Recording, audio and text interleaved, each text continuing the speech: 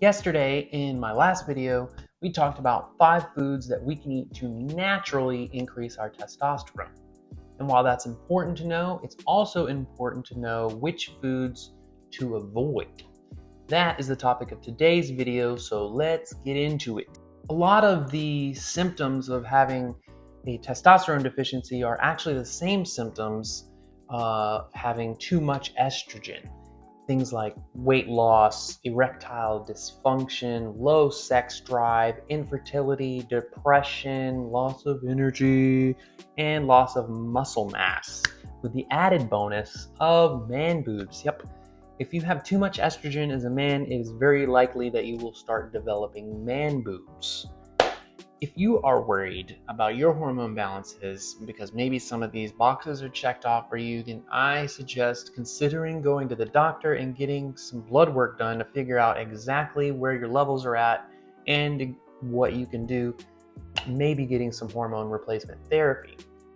If you are more concerned about preventing an excess of estrogen or maximizing the benefits of your testosterone levels, then this video is for you. I put together a quick list of 5 foods that are zapping our testosterone levels by introducing or causing an overproduction of estrogen in the body. These foods, when overconsumed, can get in the way of your progress towards weight loss and or muscle building goals. I have put these foods in order from lowest to highest importance based on the amount of estrogen that they give you, but they are all good to avoid most of the time, if not all of the time. Avoiding these foods all of the time is going to be pretty difficult because they are so commonly consumed. If you are trying to lose weight or build muscle, then you're probably already avoiding numbers 3 and 4. The others are a little bit more surprising.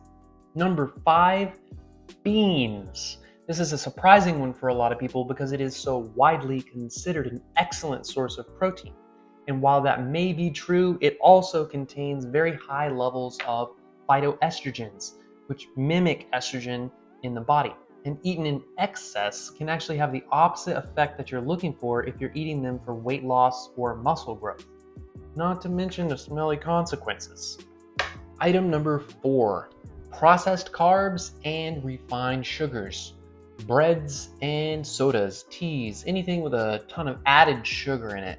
You're going to want to avoid that. And like I said before, if you are hitting the gym or trying to lose weight, then you're probably already avoiding this one. But if you're not, and if you want to, then you should know that the insulin spikes caused by consuming these foods can actually decrease the sex hormone binding globulins in your body, which transport these sex hormones, in the case of testosterone, to where it needs to go, and then in the case of excess estrogen, to the trash. And by eating these foods, you're not going to have enough SHGBs to get rid of the excess estrogen, therefore increasing the estrogen levels in your body. In addition to that, eating carbs and sugars can increase your weight, and fat cells actually excrete estrogen, and there's a very strong correlation between weight and estrogen levels. So if you avoid eating these, it's going to help you lose weight, and the more weight you lose, the lower your estrogen levels are going to be. Item number 3, beer.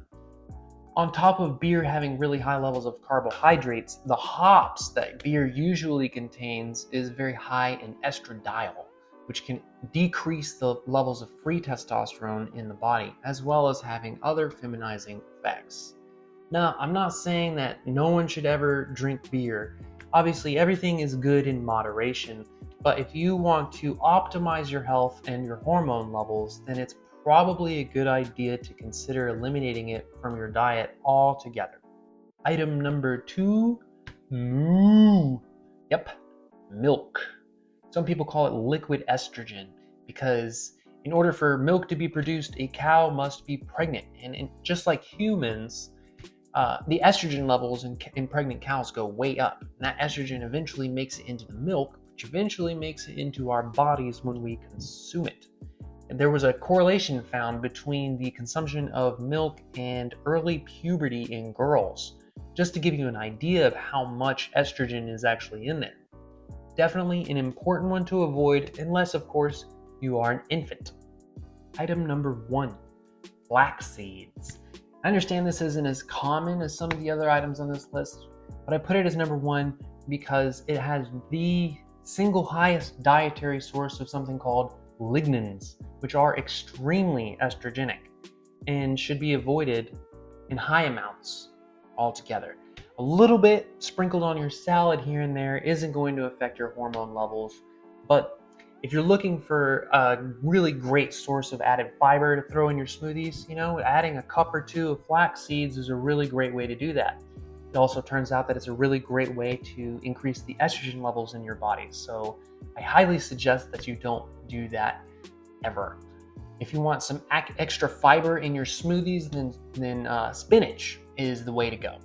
As a bonus, I will talk about water bottles. Again, I didn't put this on the list because it's technically not a food item, even though the water is what you are consuming.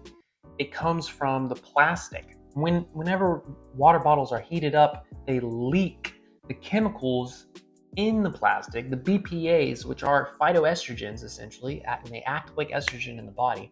Whenever that water bottle is heated up, the water leaches those chemicals in, and then when you drink it, whether it's cold or hot, if it had gotten hot, then those are in there. And even if it has never gotten hot, which is unlikely, it will still have some levels of it in there.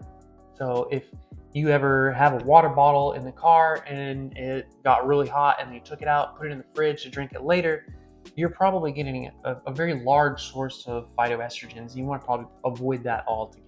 So how many of these are you currently eating and drinking in your diet? Are you going to stop now that you know that they can increase your estrogen to unhealthy levels? Let me know down in the comments. That's pretty much it for this video. If you found this information useful, please go ahead and hit that like button. Subscribe to this channel for more content on personal development. Hit that bell button to be notified when I come out with new videos, which is every single day. Thank you for watching, and I will see you next time.